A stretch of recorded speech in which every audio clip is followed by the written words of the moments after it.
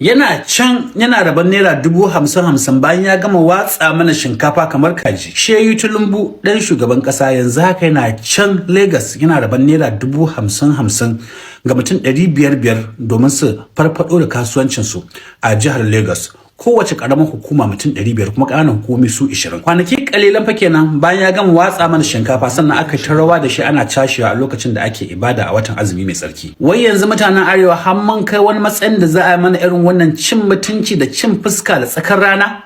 Idan kuka lissafa mutum 500 sau ƙananan hukumomi guda 20 ya kama mutum 10,000 kenan. To wannan mutum 10,000 kowa aka ba shi naira 50,000 ya kama miliyan 500 kenan baki daya. Jira.